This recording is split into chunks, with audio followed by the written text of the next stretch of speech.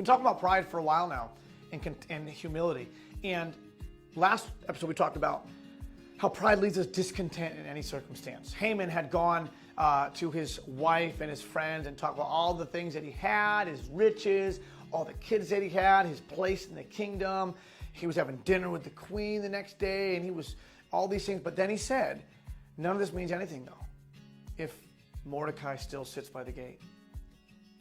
All that, he was discontent because of this one little situation in his life. Pride had just engulfed his life. So then we see in the book of Esther, we're going to show the verse right now. His wife says something to him. After he says, none of this means anything if Mordecai still lives and still sits by the gate, his wife says this. In Esther 5:14, then said Zeresh, his wife, and all his friends unto him, let a gallows be made of 50 cubits high, and tomorrow speak thou unto the king that Mordecai may be hanged thereon. Then go thou in merrily with the king unto the banquet. And look at this. And the thing pleased Haman, and he caused the gallows to be made. So Haman's so upset and so broken and discontent when his wife says, let's get some gallows made and we'll kill him tomorrow. It says the thing pleased Haman. I just picture Haman like, I feel better now.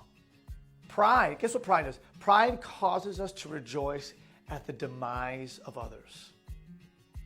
See, you're like, wow, what a jerk Haman is. I can't believe he would do that. That's so evil and wrong. Have you ever secretly been happy when your coworker didn't get that promotion? Have you ever held your shoulders high, kind of walked around all high and mighty after winning an argument with your spouse? I've been there. You're like, oh, I told her. And then you're like sleeping on the couch anyway. You know, you're like, it doesn't really do anything. Winning an argument is like the worst prize ever. You know, you feel so proud of yourself after you told somebody off. Oh, you should have seen their face. You should have seen the look on his face when I told him this and blah, blah, blah. We feel so proud of ourselves. Made someone feel stupid. Congratulations, Donald. Way to go. You know, you laugh like an evil villain, you know, after you cut someone off on the highway that was tailgating you or whatever, and you just, you know, you're so proud of yourself and you look at them, ha, gotcha. You know, you hear about someone's life, someone in your life, their life falling apart, and your initial reaction is, well, that's what they get. I told them they should have been making better decisions. Pride.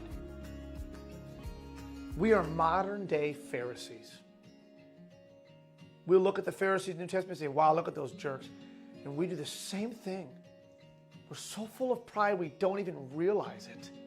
Humility shows grace and empathizes with those who need it. Empathizes even with our enemies. See, pride causes us to argue and yell and shout and just get upset and try to win this argument, while humility in Christ causes us to try to see it from the other person's perspective, try to feel what they're feeling, and have a conversation. Humility doesn't tear people down. No, it doesn't. Humility doesn't say, well, that's what they get. Humility thinks, how can I help them now that their life is falling apart? What can I do to help them? Listen, there is grace in Christ. There is grace and humility found in Jesus Christ to empathize even with our enemies. Even with those who have hurt us, there's humility found to show grace to them. Pride rejoices at the demise of others, but humility shows grace and empathizes with those who need it.